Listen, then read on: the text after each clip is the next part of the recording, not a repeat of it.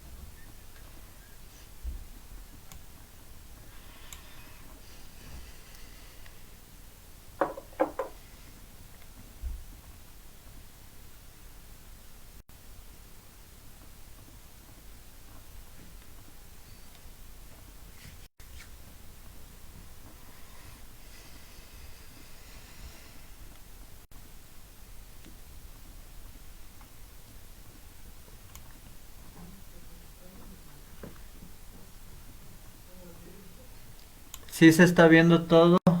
Sonido, la imagen.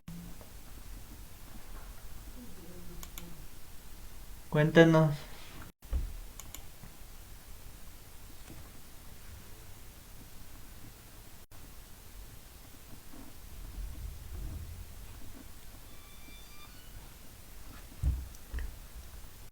A ver chicos, comenzamos. Me están comentando cualquier cosa que suceda con la imagen o la reproducción.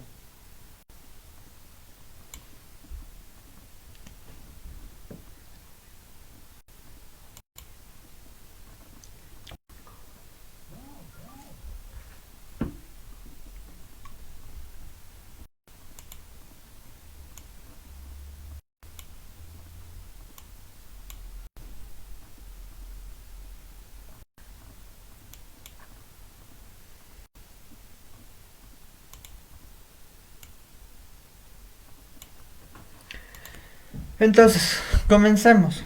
El día de ayer nosotros íbamos a revisar el tema de biomoléculas. Entonces, partiendo del concepto de qué es una biomolécula.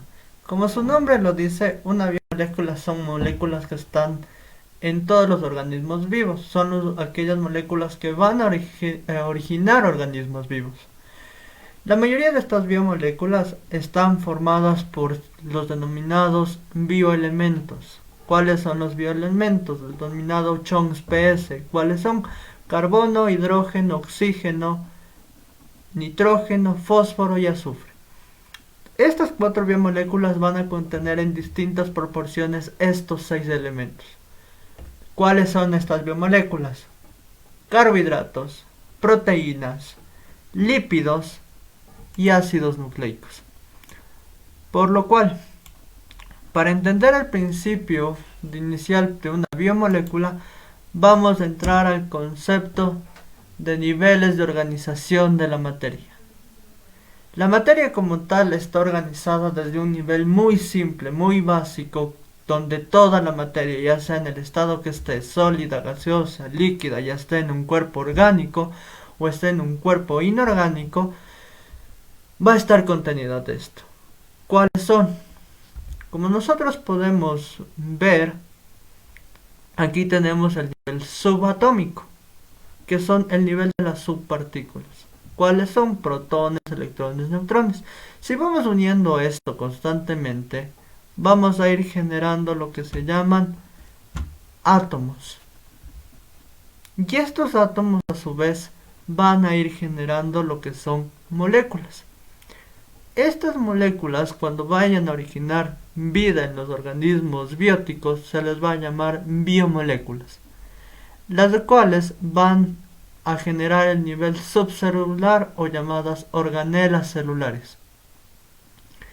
Estas organelas celulares son la base funcional de toda célula, son cómo van a hacer su función, cómo están estructurados y por ende van a generar lo que son tejidos, órganos, sistemas y aparatos y a la vez organismos denominados individuos.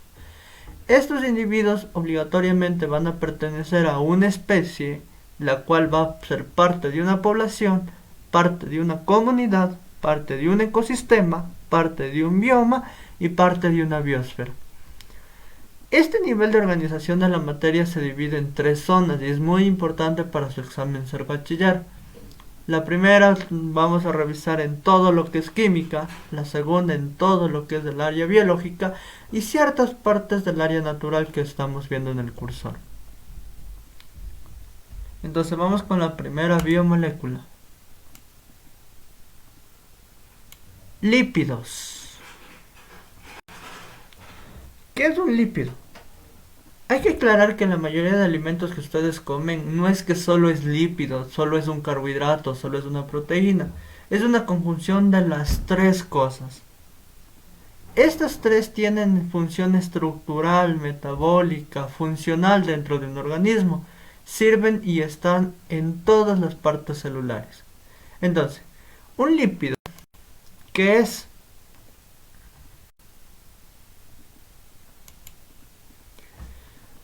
Un lípido es un compuesto de carbón, hidrógeno y oxígeno, la cual va a poder clasificarse de acuerdo a 2 funciones, lo que se llama lípido de origen saponificable y lípido insaponificable. Un ejemplo de un lípido insaponificable es el colesterol, y un ejemplo típico de los lípidos saponificables son los ácidos grasos y sus derivados. La mayoría de estos lípidos van a tener las siguientes funciones biológicas. Función estructural, porque son partes de una membrana celular. Como el nombre mismo lo dice, membrana dilipídica. Todas las membranas de las células van a poseer 2 lípidos.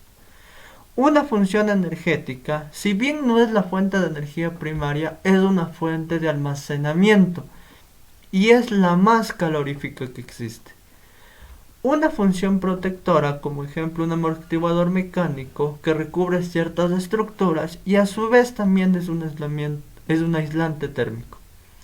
Los lípidos van a tender a transportar ciertas sustancias en medios orgánicos dentro y fuera de la célula y van a servir también como función reguladoras del metabolismo cuando van a formar ciertas vitaminas o trabajar con ciertas vitaminas para la absorción de ciertas vitaminas, como en el caso de la vitamina D, y de ciertas hormonas. ¿Qué tipo de hormonas? Como los de esteroides, los de estrógenos, hormonas de tipo sexuales. Por lo cual, si nos vamos a la función lípido, el lípido saponificable se puede mencionar que va a estar en parte de la estructura celular, por parte de los ácidos grasos. Si nosotros comenzamos a unir a estos lípidos de diferentes formas, es decir, yo uno un lípido con un carbohidrato, uno un lípido con una proteína, van a tener nombres como lípidos anfipáticos que se van a dividir como glicerolípidos, defingolípidos, que son parte de las estructuras igual de las membranas. La mayoría de estos lípidos se van a almacenar por parte del glicerol. Y este glicerol, al unirse con alcohol en nuestro cuerpo, va a formar lo que se llaman triglicéridos. Estos triglicéridos son la fuente energética de reserva corporal que tenemos. Entonces, el lípido saponificable va a estar tanto en estructuras como de función energética. Y muchas veces también en el aislamiento térmico y la función protectora. Muchos, en cambio, cuando hablamos de estrógenos, esteroides, hormonas de tipos sexuales, la mayoría de estos, por ejemplo, la testosterona, el estrógeno, son análogos derivados, los corticoides, los de esteroides, son análogos derivados desde la función colesterol. ¿Qué quiere decir? Que nosotros al comer no solo estamos comiendo ácidos grasos, estamos comiendo también ciertas funciones de colesterol y este colesterol es almacenado obligatoriamente en el hígado y sirve para hacer diversas funciones. En sí, molecularmente, ¿qué es un lípido? Si nosotros vamos por el lípido, que es por la parte del ácido graso, nosotros tenemos de la siguiente función como un ácido graso. Todo lípido se denomina que tiene 2 partes. Una cabeza que es hidrofílica, que significa que tiene carácter atracción del agua, que le encanta el agua, que le gusta disolverse en agua. Entonces, si nosotros vemos aquí, nosotros tenemos un carbono doble enlace oxígeno, que este doble enlace oxígeno tiene dos pares libres electrónicos, los cuales pueden generar puentes de hidrógeno y pueden disolverse en agua, por lo cual el lípido, tanto en el ácido graso, puede estarse disolviendo en agua. Pero también tenemos una parte hidrofoba, que es todos los carbonos y todos los hidrógenos que son parte de una cola. Y ellos en cambio no se pueden disolver en agua, se van a disolver en solventes orgánicos, en solventes que tengan la estructura muy similar al carbono, hidrógeno y oxígeno. Entonces, un ácido graso, ya sea saturado o insaturado, como vemos en estas dos imágenes, ¿qué significa ser saturado? Que tiene simples enlaces carbono-carbono. ¿Qué significa ser un ácido graso insaturado? Que tiene dobles o triples enlaces entre carbono y carbono. Esto provoca que estos ácidos grasos lleguen a ser en funciones orgánicas los denominados ácidos carboxílicos. Un ácido graso es un ácido carboxílico. Cuando son de cadenas simples, es decir, si estamos hablando de ácidos grasos entre 12 a 18 carbonos, estos ácidos grasos tienen nombres específicos, por ejemplo, ácido esteárico, ácido palmítico, que son lípidos, son aceites que nosotros consumimos. La mayoría de estos lípidos, ácidos grasos, van a tener, como yo les dije, vamos a ser parte de nuestra reserva energética. ¿Cómo? Si estos lípidos se unen a un alcohol, como es en el caso de la glicerina que tenemos en este caso, y tres ácidos grasos diferentes, vamos a generar los denominados triglicéridos. A esta reacción se le llama esterificación. Pero si a este triglicérido le vamos y le ponemos una base fuerte, vamos a generar una saponificación. ¿Qué significa hacer saponificación? Que estamos creando un jabón. Eso es una saponificación. La mayoría de estos ácidos grasos se pueden conjugar, se pueden glicosar con carbohidratos, con proteínas, y vamos a tener, por ejemplo, en esta membrana, lípidos, una membrana dilipídica, que muchas de las veces van a comenzar a salir glicoproteínas, la capa bilipídica, fosfolípidos, que son lípidos unidos a un fosfato, colesterol y ciertas cadenas que nos sirven para muchas funciones biológicas, para el comienzo celular, para funciones de muchos metabolismos y para sus estructuras como tal. Vamos con el lípido no saponificable.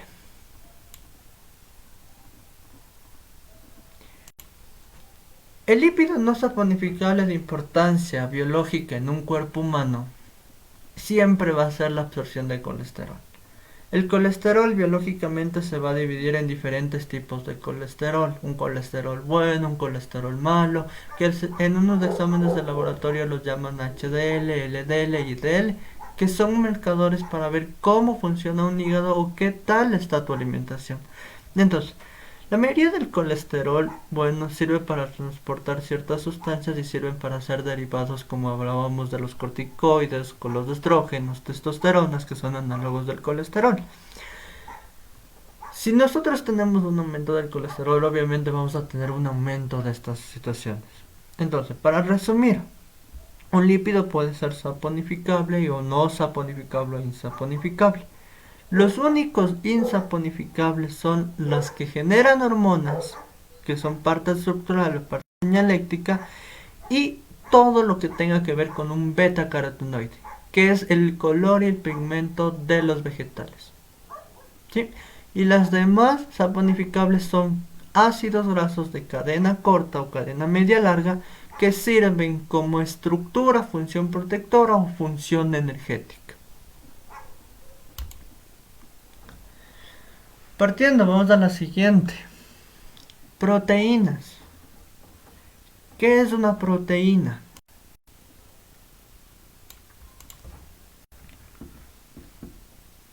Todo en un cuerpo humano, todo, desde el comportamiento físico, metabolismo, estructura, funciones, es una proteína, porque una proteína viene de la expresión genética de un gen, y este gen siempre se va a expresar por una señal. por un estímulo externo del medio ambiente. Por lo cual, la proteína es de vital importancia en los organismos heterotróficos, y los organismos animales, que son los heterotróficos, van a tener una gran producción proteica. ¿Cuáles son las funciones básicas de toda proteína? Una proteína, como les dije, es estructural. Ejemplos: colágeno, elastina, queratina. ¿Dónde tenemos el colágeno? En nuestra piel. Es parte también de la estructura ósea. Elastina, por ejemplo, en nuestra piel. Queratina, parte del cabello, la estructura del cabello. Pueden ser también metabólicas, como en ejemplo los catalizadores, que son enzimas que funcionan con la función llave cerradora. Hormonas, como ejemplo la insulina, la oxitocina, que también funcionan con el mismo mecanismo, pero lo que provocan es una reacción en un tipo de célula o una señal. Defensas, como las globulinas, o también llamadas inmunoglobulinas, que cuando tú te enfermas van a generar una gran cantidad de protecciones, los denominados anticuerpos. Materiales contráctiles dentro de la célula, por ejemplo la miosina y la actina, para que produzcan el uso mitótico. Transporte, como ejemplo en los glóbulos rojos, cuando queremos transportar oxígeno desde los pulmones hacia las células, o CO2 desde las células, parte de su metabolismo, hacia los pulmones. Elementos de coagulación: te cortas, nuestro cuerpo necesita generar fibrina. Materiales de reserva como albúmina, caseína, ferritina. División celular o también de compactación para el ADN, como son las histonas, y muchos de los neurotransmisores. Entonces, las proteínas de tu cuerpo hacen todo, literalmente hacen todo. Una función, como nosotros podemos ver en la siguiente gráfica, vamos a tener proteínas en la membrana que pueden ser transportadoras desde fuera de la célula hacia adentro o viceversa. Pueden ser parte de estructura de unión, de anclaje dentro de la membrana, que también pueden ser receptoras. Van a generar, por ejemplo, las hormonas. Si aquí viene una insulina y se pega a un receptor de insulina, va a generar una respuesta para que puedan expresarse receptores de glucosa, para que tú puedas meter la glucosa dentro de tu célula. Y funciones enzimáticas, obviamente, para que tú puedas alimentarte de cualquier alimento, estos van a tener que ser digeridos, van a tener que ser asimilados después, y obviamente las enzimas van a acelerar este proceso. Todas las proteínas van a estar realizadas de lo que se llama, su base estructural es un aminoácido. El aminoácido, que es un carbono que está unido a 4 diferentes grupos. Un carbono unido a un hidrógeno, un carbono unido a un grupo amino, que si nosotros vemos la función de aquí en orgánica, ustedes deben saber que esto es un grupo amino. O un grupo también ácido carboxílico, que acá tenemos la función orgánica. Por ende, las proteínas son la unión de aminoácidos. Entonces, todos los aminoácidos tienen esta línea principal y el hidrógeno igual. ¿Qué es lo que cambia? El radical. Este radical, dependiendo de su tamaño, de su peso, de sus cargas, va a provocar que la proteína vaya teniendo distinta forma, vaya teniendo distinto movimiento, distinta atracción. Por lo cual, si nosotros nos vamos a la estructura primaria, la estructura de una proteína, la estructura primaria de una proteína es unir aminoácido más aminoácido más aminoácido más aminoácido más aminoácido en una forma lineal. Esta forma lineal va a tener una estructura primaria, como su nombre lo dice, va a ser lineal y va a ser la secuencia simple y principal de aminoácidos. Ahora, como yo les dije, los aminoácidos van a ser distintos, por lo cual tenemos aminoácidos de tipo esencial y aminoácidos de tipo no esencial. Los aminoácidos esenciales o no esenciales no significa que tu cuerpo no los necesita. Al contrario, para que se forme una proteína todos son indispensables. ¿Qué quiere decir? Que si mi gen quiere expresar una proteína y yo no tengo un aminoácido esencial, lastimosamente la proteína se queda ahí. Pero si yo tengo un aminoácido no esencial, mi cuerpo lo puede fabricar. ¿A partir de qué? A partir de los lípidos y a partir de la misma glucosa.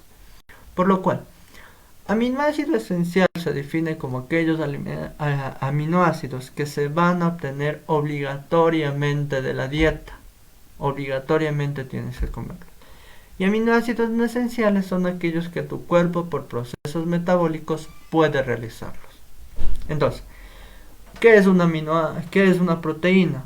Una proteína es una conjunción de múltiples aminoácidos que pueden ir desde unos 20 hasta miles. Estas proteínas van a tener 4 estructuras. La estructura primaria, que es lineal, pero entre más le pongo, más va a tener peso y más va a tener carga, por lo cual nace la estructura secundaria. Esta estructura secundaria va a ser, si la molécula comienza a enrollarse, la vamos a llamar alfa hélice, una proteína secundaria en forma alfa, pero puede ser que siga de forma lineal y comience a doblarse, que ahí la vamos a llamar beta plegamiento. Entonces, un alfa o una beta son una estructura secundaria. Cuando esta alfa o esta beta o varias alfas o varias betas se unen por enlaces azufre, van a generar la estructura secundaria, que si vemos aquí ya tienen una forma específica, una forma detallada. Y ellas son las que van a encargarse, por ejemplo, de las hormonas de tipo enzimático. Muchas de las hormonas cuaternarias sirven para estructuras que quieren decir que son más complejas o son como almacenamientos. Entonces, independientemente de cómo vaya formando, cada gen va a generar una proteína distinta. Esta codificación va a tener una codificación de aminoácidos distintos porque son 24 y por ende en cantidad son distintos. Por lo cual, las proteínas, como en sí, vemos aquí esta imagen, van a tener distintas formas. Por ejemplo, la de aquí es una enzima que va a ser como un receptor. Acá es una estructura. Aquí va a ser como la hemoglobina que va a poder llevar, transportar ciertas sustancias. Y tienen todas estas formas. Por ende, la proteína tiene una forma específica para una función específica. ¿Cuál es la función de las proteínas? Las proteínas como tal se pueden clasificar de acuerdo a dos cosas, a su forma o a su composición. Si hablamos de proteínas por su forma, vamos a tener proteínas fibrosas que tienen funciones estructurales netamente. Y si hablamos de proteínas globulares, van a tener funciones dinámicas, es decir, funciones metabólicas. Pero si hablamos por su composición, tenemos proteínas simples, por ejemplo, cuando solo existe un único aminoácido, o conjugadas o complejas cuando todo el conjunto de aminoácidos no solo son distintos, sino también se van a unir a carbohidratos o a lípidos respectivamente. Y ahí quedamos en proteínas. Tercera, un carbohidrato. Un carbohidrato es aquella biomolécula que está compuesta por carbono, hidrógeno y oxígeno. Son los 3 elementos que tiene el carbohidrato. Entonces, el carbohidrato como tal, si nosotros nos basamos en organismo autotrófico y organismo heterotrófico, el único organismo que puede absorber la primera energía gratuita de un sistema son las plantas, son los organismos heterotróficos, porque ellos van a poder absorber la energía solar o la energía lumínica y en un proceso llamado fotosíntesis van a poder generar a partir de recursos inorgánicos como son el CO2 y el agua, glucosa y oxígeno.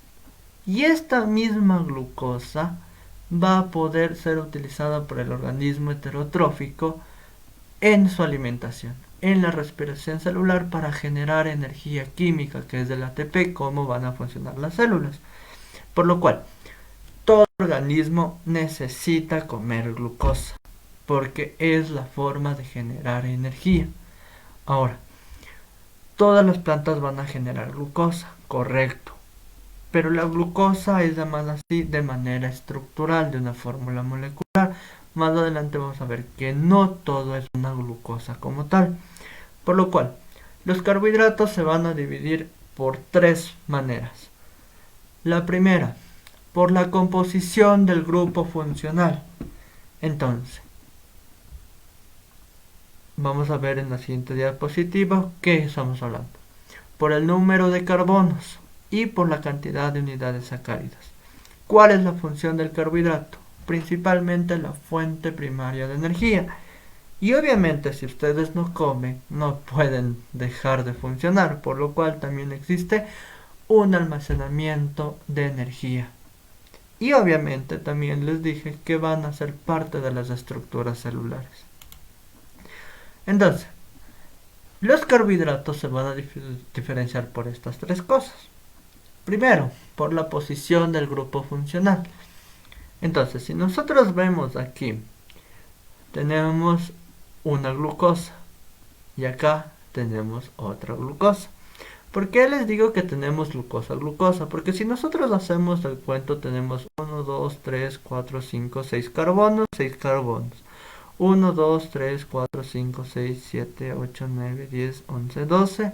12 hidrógenos, 12 hidrógenos. ¿Cuántos oxígenos? 1, 2, 3, 4, 5, 6.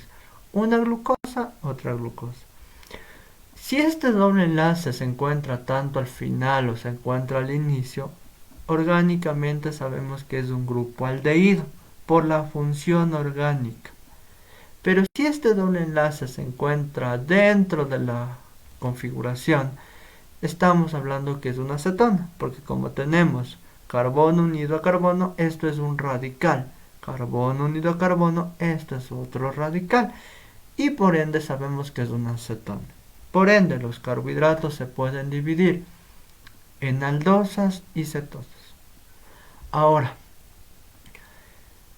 si bien esta posición de los grupos tiene una posición determinada, pueden cambiarse. Y cuando se cambian, ya no reciben el mismo nombre de glucosa. Si bien tienen la misma fórmula porque no hemos cambiado nada, el nombre ha cambiado. Entonces esto es de vital importancia. Las plantas como tal generan glucosa, pero la glucosa como tal son de distintas formas. Por lo cual, por la cantidad de carbonos, nosotros tenemos carbohidratos que los vamos a llamar monosacáridos, dependiendo de la cantidad individual de carbonos que tienen. Por ejemplo, tenemos aldotriosas o cetotriosas que van a tener 3 carbonos, o tetrosas que tienen 4 carbonos. Y si nosotros comparamos esto a esto, sí se dan cuenta que la posición del OH es distinto. A esto me refiero. Si bien las dos son tetrosas, no puedo llamarlas de igual forma, porque la posición de este OH varía y cambia, por lo cual tengo que obligatoriamente llamarla de distinto nombre. Y a esto se lo llama enantiómeros. Igual, pentosas, si bien tienen la misma fórmula molecular, estructuralmente la posición de los OHs está muy cambiada. Por ende tengo que llamarla de distinta forma. Y vamos hasta el último, que vamos a generar las denominadas glucosas. Las glucosas pueden ser glucosa, manosa, galactosa, talosa, que si bien son glucosa porque las plantas forman esto, la posición de este radical, la formación de distintos enantiómeros, provoca que se las tenga que llamar de distinta forma cuando hablamos de monosacáridos. Ahora, como tenemos estos oxígenos con estos pares libres, van a formar enlaces químicos.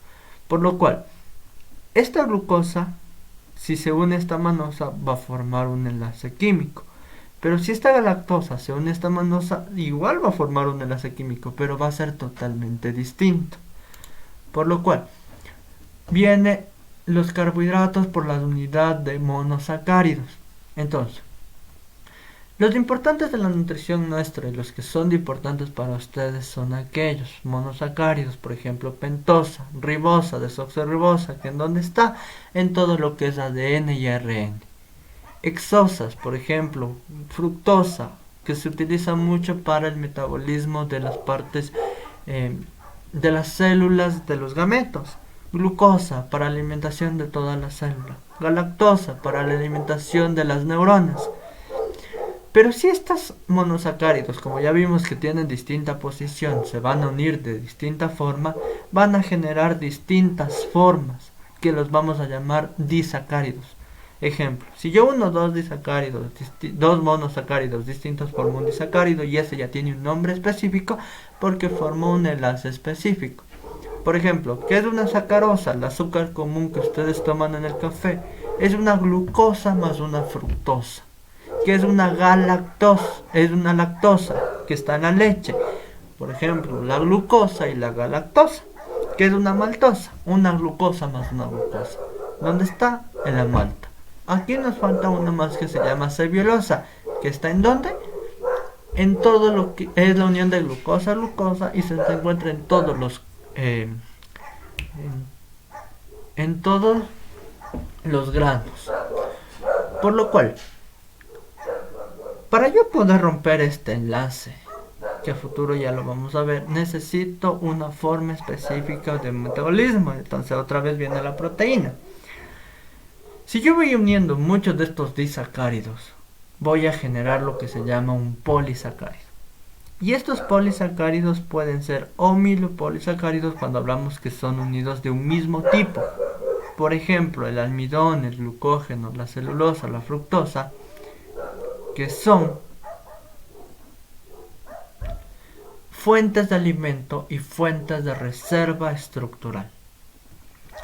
O por ejemplo los heteropoligosacáridos, que son las hemicelulosas, las pectinas o los polisacáridos azufrados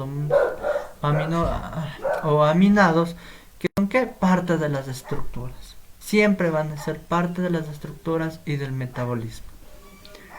Entonces, si nosotros hablamos de las siguientes, almidón. El almidón es lo que más forman las plantas y por ende son alimento de nosotros, los heterotróficos, pero son también alimento y reserva del autotrófico.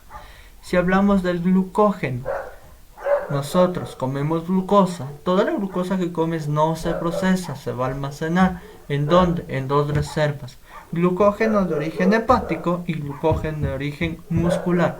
¿Cuál se come primero? Si tú no desayunaste ahora, si tú no desayunaste, se te va a comer el glucógeno hepático.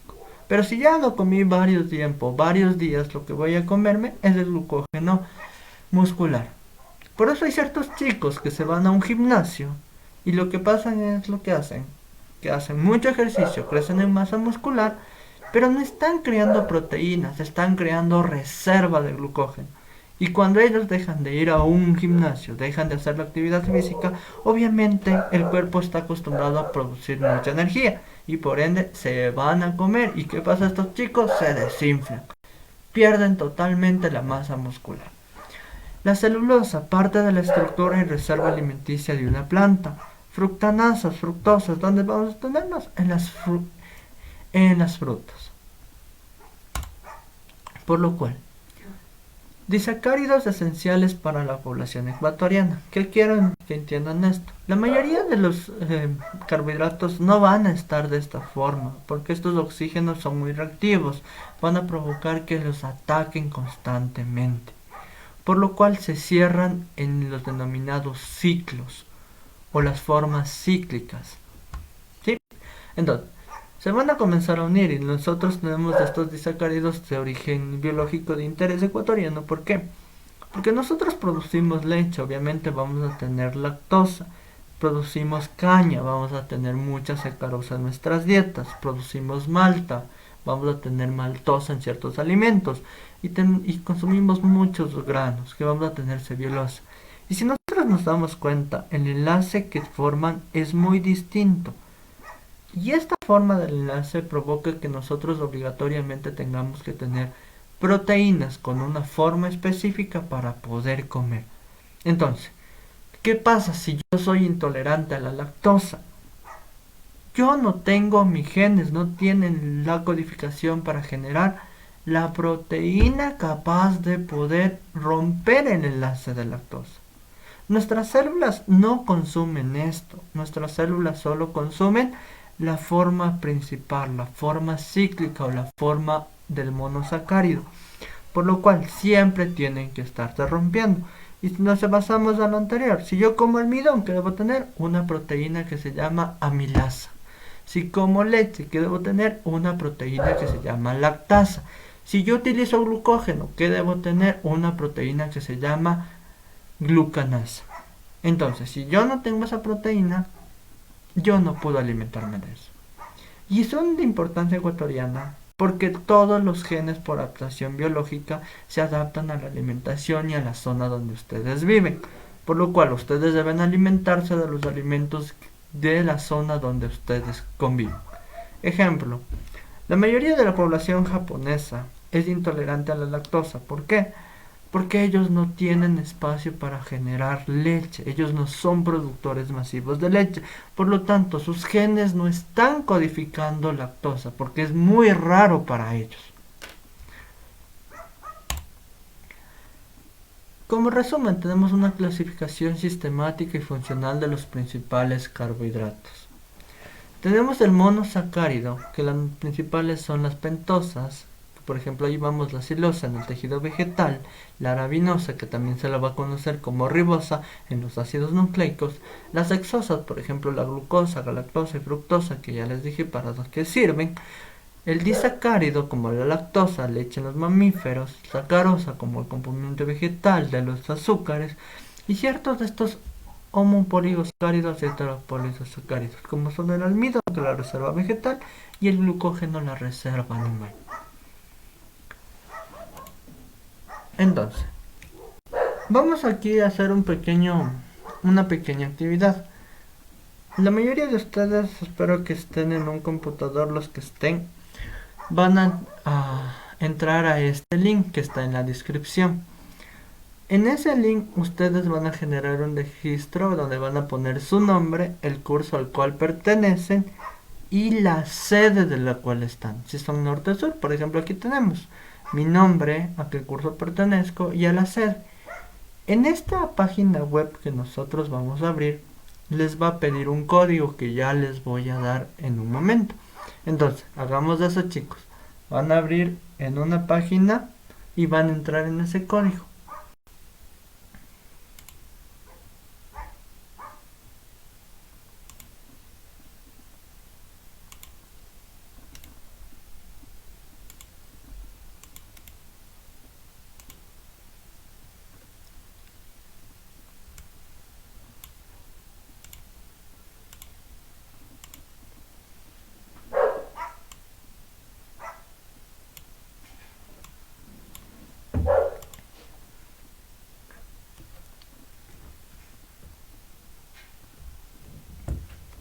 Entonces, cuando ya hayan abierto, van a ingresar el siguiente código.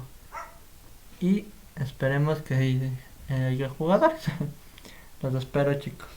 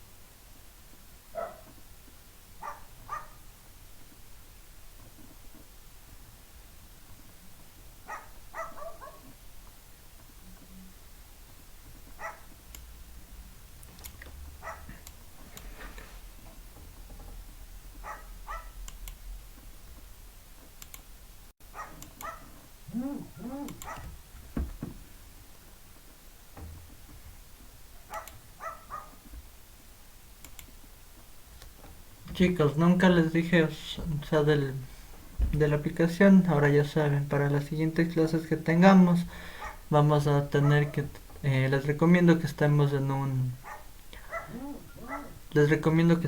una computadora de mesa portátil porque la mayoría debe estar en sus teléfonos. Entonces les quedo pendiente si es que les interesa, quieren jugar, porque hay ciertas preguntas de su prueba ser bachiller en esta plataforma. Ahí les dejo el código. Y eso es todo conmigo. Que las pasen bien, cuídense. Em, a muchos de ustedes que son mis estudiantes les mencioné que el coronavirus no afectaba tanto a jóvenes porque depende de la función inmunológica. Pero lo que jamás les dije es que la cantidad viral que pueden tener puede llegarles a hacer un daño. Entonces cuídense, protéjanse y sobre todo estudien. Yo sé conmigo es por todo y nos vemos. Hasta otra. Chao.